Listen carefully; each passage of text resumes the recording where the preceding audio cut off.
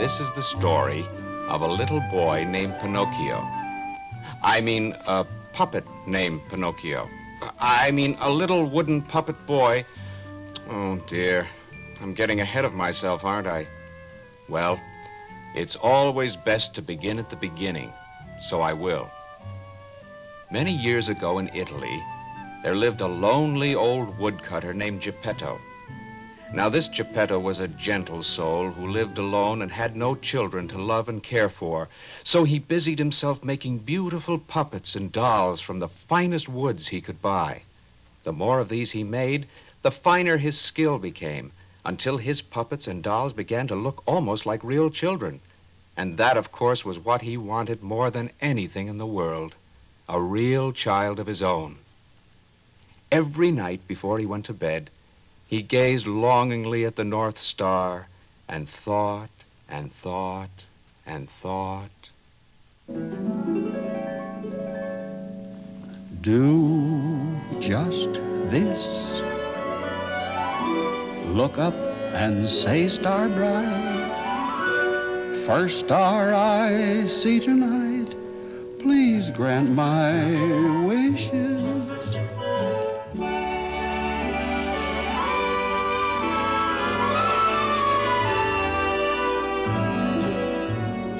When you wish upon a star, makes no difference who you are. Anything your heart desires will come to you. Do just this. Look up and say, star bright, first star I see tonight, please grant my wishes. Like a bolt out of the blue, fate steps in and sees you through.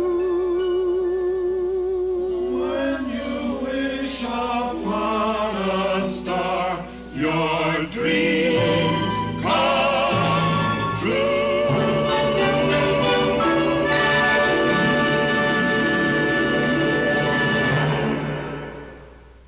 But in his heart, Geppetto knew you could not make a real child out of wood, even the best wood.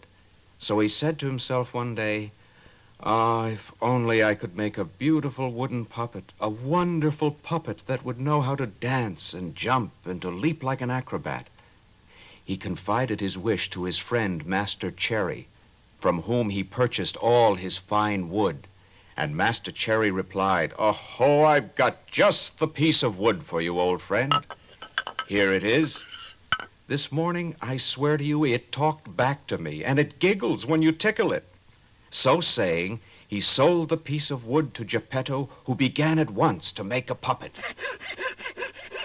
He made a little wooden boy with a funny peaked hat that had a feather in it. He gave him sparkling blue eyes, a small mouth, and a sweet smile. When he had finished, he looked at it and said, "If only you could speak. If only you could sing, what happiness I should know, little wooden head. I would call you Pinocchio." Yes, that's a nice name for a little wooden boy, isn't it? Little wooden, little wooden, little wooden head. Happy little chap with a feather in your cap. Though they made you of wood, you never gave a rap. Always doing good as a little puppet should, chasing each gloomy day away. Little wooden head with eyes that shine, little wooden head that's made of pine. In a weary world you do your share, spreading laughter everywhere.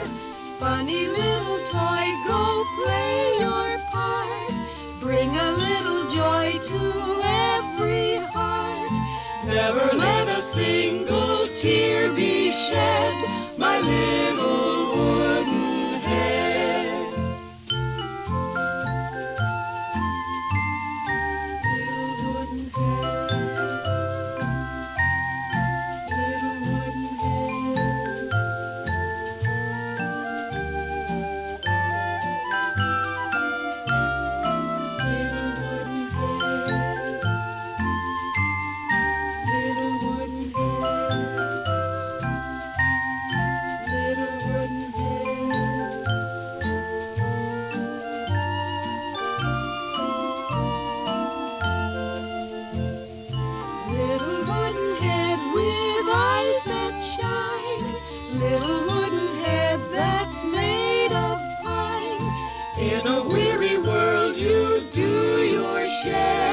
spreading laughter everywhere.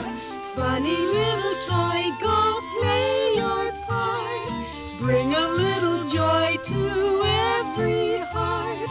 Never let a single tear be shed, my little wooden head. Little wooden head. Imagine Geppetto's astonishment when, just as Master Cherry said, Pinocchio talked back and sang and giggled when Geppetto tickled him and leaped to his feet and danced. But alas, Geppetto's joy soon turned to sorrow, for as soon as Pinocchio's legs were limber enough, he began to walk about the room, then to run. Then he ran right out the door into the street and escaped. Poor Geppetto rushed after him, but the old man could not overtake the nimble puppet. Pinocchio leaped ahead of him like a rabbit, his wooden feet clattering along the pavement like 20 pairs of wooden shoes, and all too soon Pinocchio vanished in the distance. When night fell, Pinocchio found an empty, abandoned house to spend the night in, and being very tired, soon fell fast asleep. But after a few minutes, he awoke with a start. Perched on his shoulder, just a few inches from his nose, was a cricket. "Hi, Pinocchio," said the cricket. "Why, what a strange creature," cried Pinocchio. "Strange creature?"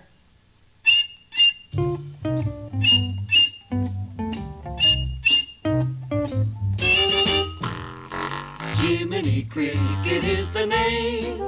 I'm a happy-go-lucky fellow, always getting in wrong for singing my song. A merry old soul am I. Jiminy Cricket is the name. Got a melody oh so mellow.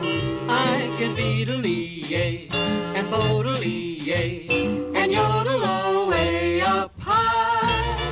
I think I'm great, but some folks hate the funny little noise I make. Tonight I'll try a brand new break. So sorry if you kept away.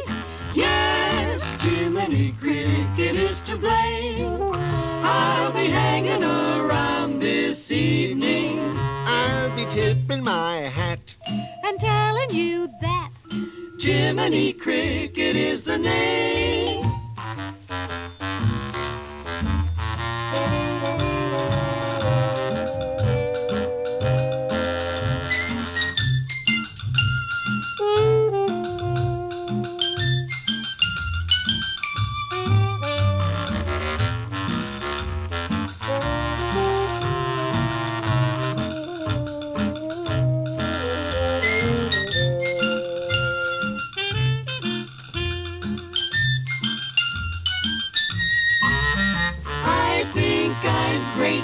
But some folks hate the funny little noise I make.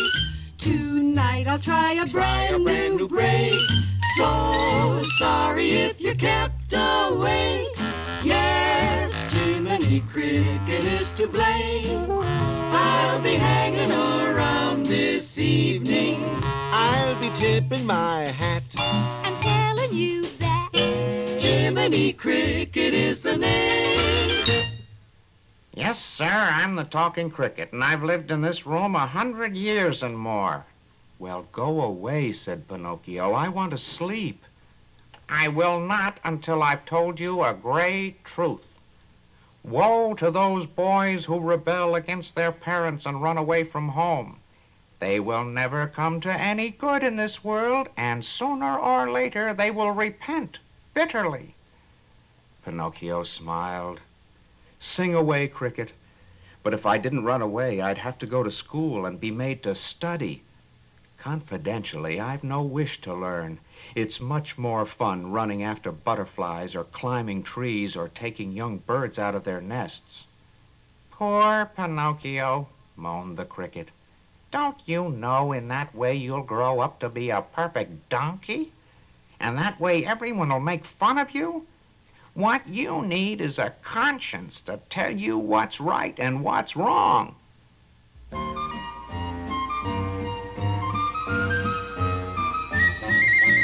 When you get in trouble and you don't know right from wrong, give a little whistle, give a little whistle. When you meet temptation and the urge is very strong, give a little whistle, give a little whistle. Not just a little squeak. Come on, pucker up and blow. Now, if your whistle's weak, then yell. Jiminy Cricket! Sure, take the straight and narrow path, and if you start to slide, give a little whistle, give a little whistle, and always let your conscience be your guide.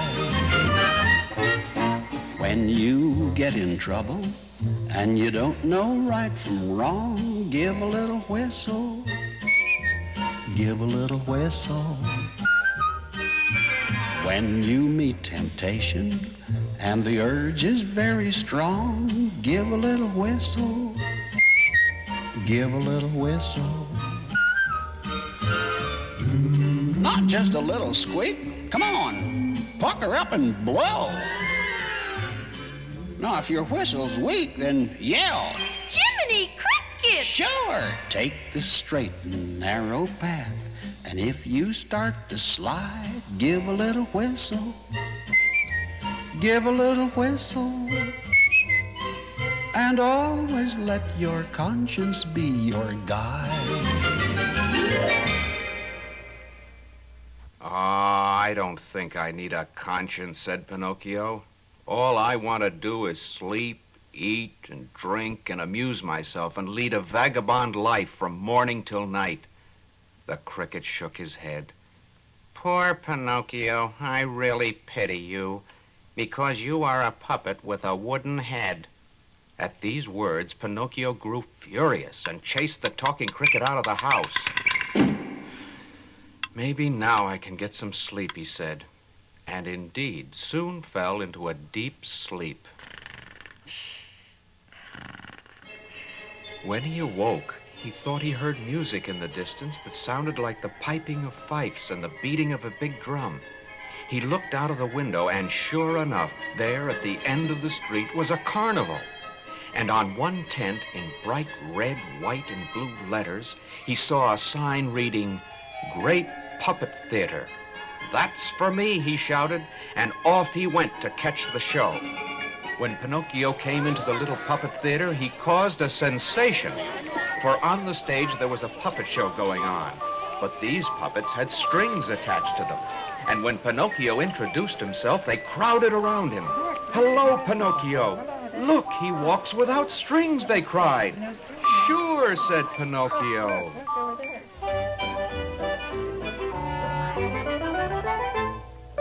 Why does the gay little dicky bird sing? What put the zing in a butterfly's wing? What's the reason for the smile of a troubadour? Why does a breeze have a barrel of fun? Even the bee who's the son of a gun. It's all because they're free and stringless, the same as me.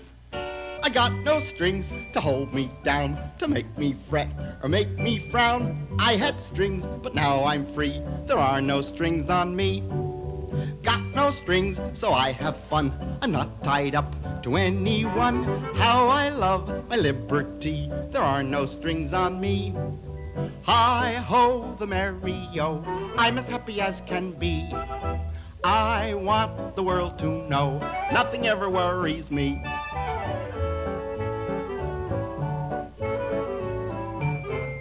I got no strings, so I have fun. I'm not tied up to anyone. How I love my liberty.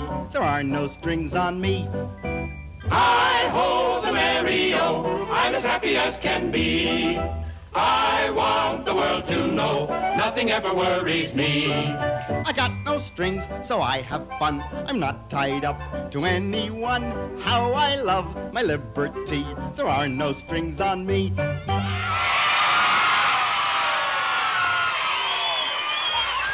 Well, the puppet shouted and carried on until the fire eater, who was the man who owned the theater, entered and restored order. "What's going on here?" he shouted. "Who's causing all this commotion?" Then he saw Pinocchio. "What have we here? A puppet with no strings attached? Woodenhead, do you know that you could be a gigantic success if you joined our little puppet theater? What an attraction you would be. Pinocchio, the stringless puppet. I can see it on the posters now. And let me tell you, Woodenhead, an actor's life is a great one." "Yes, yes," said one of the clowns, running over to join them. "There's no life like an actor's life."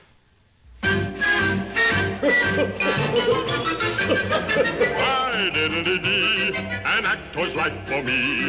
A high silk hat and a silver cane, a watch of gold with a diamond chain. Hi-diddly-doo, you sleep till after 2. You promenade with a big cigar. You tour the world in a private car. You dine on chicken and caviar. An actor's life for me.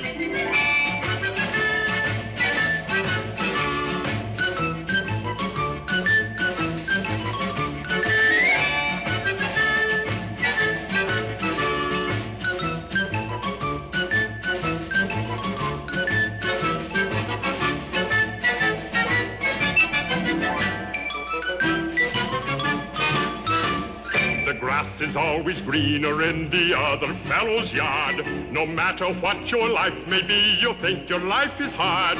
If we could pick and choose, and nature wasn't a factor, here's a bit of news. I'd pick the life of an actor.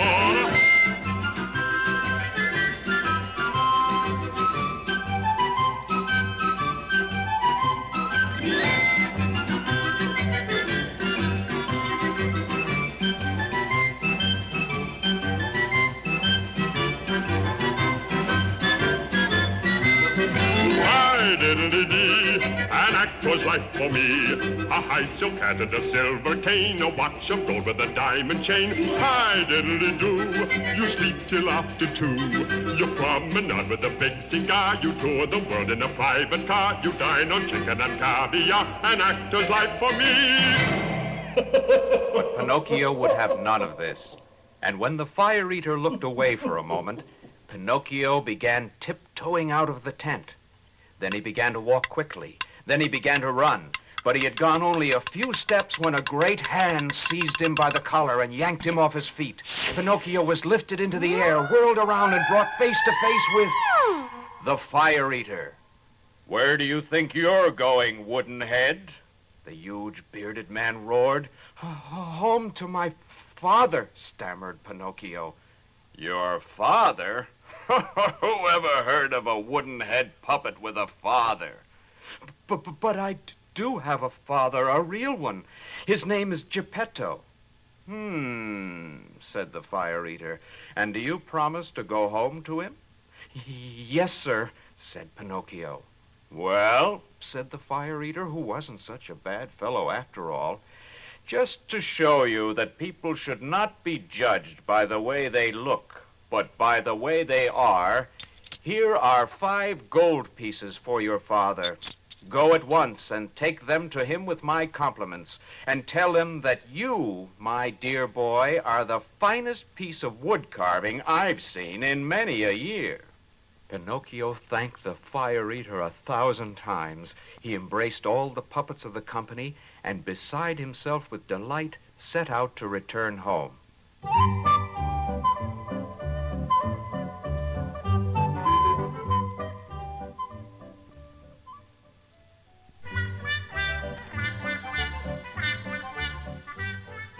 Pinocchio had not gone far when he encountered on the road a fox, lame in one foot, and a cat, blind in both eyes. Or so it appeared, for the fox was not lame and the cat wasn't blind, but indeed they were both ruffians and thieves, and used this trick to gain sympathy and disguise their foul deeds. "Good day, Pinocchio," said the fox, accosting him politely. "What are you going to do with all that money?" "First of all," replied the puppet, "I intend to buy a new coat for my papa. made of gold and silver and with diamond buttons. And then I will buy a spelling book for myself so I can go to school and make Papa proud of me." "School indeed," scoffed the fox. "Would you like to make out of your 5 miserable gold coins 100, 1,000, or even 2,000? "I should think so. But in what way?" asked the puppet. "Easy. Simply trust me with it," said the cunning, crafty fox. "I'm honest as the day is long, even though I know a few tricks to make money. Around here they call me Honest John." But no sooner had he said this than a family of blackbirds who had been eavesdropping on a limb of a nearby tree swooped down and began fluttering around Pinocchio's head. "Beware, Pinocchio," they chirped. "Shoo, blackbirds, who sent for you?" said the fox, swatting at them with his hands. But the blackbirds evaded his grasp and flew around Pinocchio's head, chirping away. There is one in every city, one in every neighborhood. He's doing well, but to hear him tell, he's always doing good. He belongs to all the lodges, wears a politician's smile. Anytime that you run into him, it's time to run a mile. He's Honest John, they call him Honest John. But I wouldn't trust him as far as I could throw an elephant over my shoulder, throw a curve with a 10-ton boulder. Honest John, look out for Honest John, 'cause he's only honest by reputation, though you'll find him in church on Sunday. Anytime that anything is gone, look for Honest John.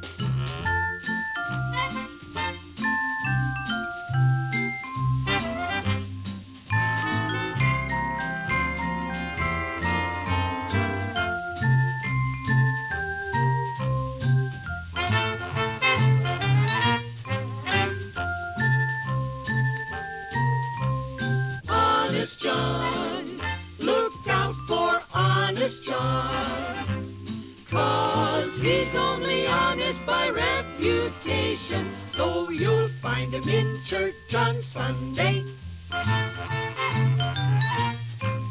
Anytime that anything is gone, look for Honest John.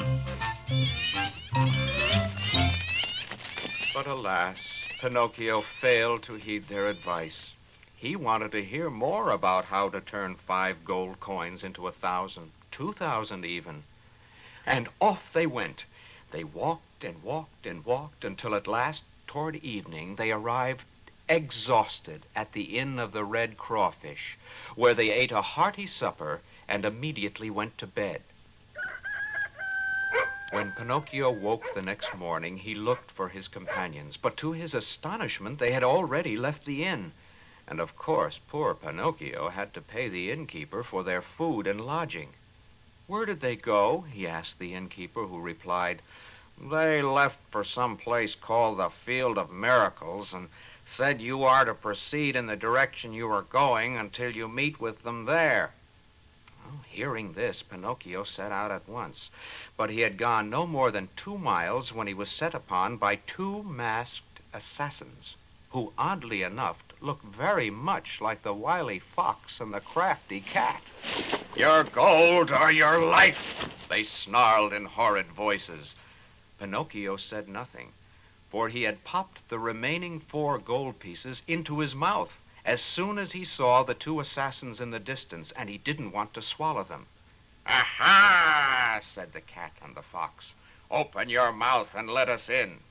But Pinocchio shook his head and pressed his lips tightly together. When they saw they were getting nowhere, the assassins hung Pinocchio from the nearest oak tree. And then a marvelous thing happened. Out of a sunbeam swooped a great blue falcon and alighted on the branch above Pinocchio. Taking the rope in his powerful beak, he cut the knot around Pinocchio's poor neck. Then he placed the puppet gently on his back and flew swift as the wind to the house of his mistress, the Blue Fairy. When Pinocchio awoke from his faint many hours later, there was the beautiful Blue Fairy at his bedside, looking kindly into his eyes. "Oh, where am I?" he asked. "Don't be afraid, Pinocchio," said the Blue Fairy. "You are safe here. Now tell me how it came about that you fell into the hands of the assassins." Pinocchio unfolded the whole story, and when he had finished, the fairy asked, "And the gold pieces? Where have you put them?" "I have lost them," said Pinocchio. But he was telling a lie, for he had put them in his pocket. He had scarcely told the lie when his nose, which was already long, grew at once 2 fingers longer. The good fairy allowed the puppet to cry and to roar for a good half-hour over his nose, which could no longer even pass through the door of the room. But after a while, she felt full of compassion for him. So she clapped her hands.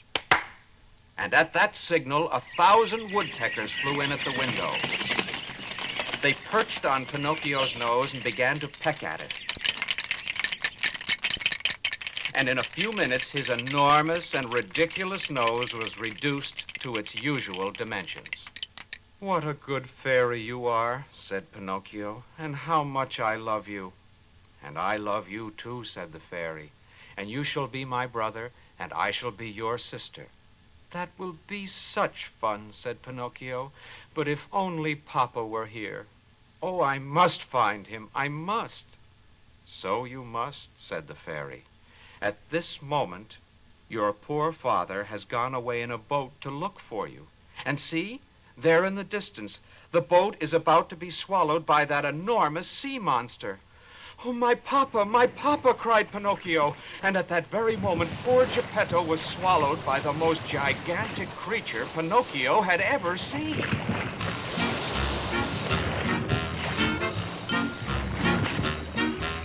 Down on the bottom of the ocean, someone has caused a big commotion. A whale of a whale, and Monstro is his name. He's the despair of all the whalers. Oh, what a scare he gives the sailors. Better beware or he'll give you the same. When he was just a little fella, Monstro was precocious. Now he can snort and spout and bellow, and he's so ferocious. Who can make the jellyfish shake and make the sharks grow pale? It's the undersea public enemy called Monstro the Whale. Weak fish cry and halibut sigh if he just flips his tail. For they're out of breath and they're scared to death of Monstro the Whale. We're all his crimes laid end to end. They were stretched from Maine to Barcelona. He's the whale that swallowed the whale, that swallowed the whale, that swallowed Jonah. Look out for him whenever you swim, and forward all your mail. Better have it come to the tummy-tum of Monstro the Whale. Off the island of Bermuda, Monstro ate a barracuda.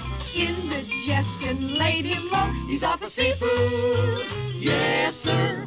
Now he thinks there's nothing finer than a great big ocean liner. He just takes them as they come, And he washes them down with a barrel of rum.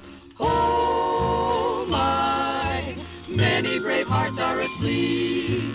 Oh my, the poor sailors' widows that weep. Were all his crimes laid end to end. They were stretched from Maine to Barcelona. He's the whale that swallowed the whale, that swallowed the whale, that swallowed Jonah. Look out for him whenever you swim, and forward all your mail. Better have it come to the tummy-tum Of Monstro the whale, oh Monstro the whale. Oh, beautiful, kind fairy, I have lost my papa, cried Pinocchio. If only I could grow big enough to kill the sea creature that swallowed him. But you cannot, said the fairy, because puppets never grow. Oh, I'm sick of being a puppet, cried Pinocchio. If only I could be a real boy. You will become a real boy, said the fairy, if you know how to deserve it. If you are obedient and like to learn and to work and always speak the truth, it is then you will become a real boy. Do you promise, said Pinocchio. I promise, answered the fairy. The next day, Pinocchio went to the school for the first time. But alas, he immediately fell in with the wrong sort of boys. Among them was a fellow named Candlewick, the laziest and the naughtiest boy in the school. As soon as he and Pinocchio became friends, he began telling the puppet about a faraway place called Cocagne. You must come there with me, Candlewick said. There are no schools there. Every day is a holiday. And Pinocchio, forgetting his promise to the good fairy to become a well-behaved boy, ran off with Candlewick just in time to catch the last coach to the land of Cocagne. Scarcely had they set foot in Cocagne before they were in the thick of the tumult of children riding bicycles and horses, playing games such as hide and seek, soldiers, leapfrog, laughing and singing to their heart's content. 3 cheers for anything, anything and everything. For rolling a hoop, Or blowing your soup. or anything else that's crazy. 3 cheers for anything, absolutely anything. A bottle of pop, Or spinning a top. or throwing an egg In a fan. Hippity hip hooray, for anything you say. The way we feel today, we'd even cheer for spinach. 3 cheers for anything, anything and everything. For penny arcades, And circus parades. for big lemonades. In several shades. In fact, 3 cheers for anything.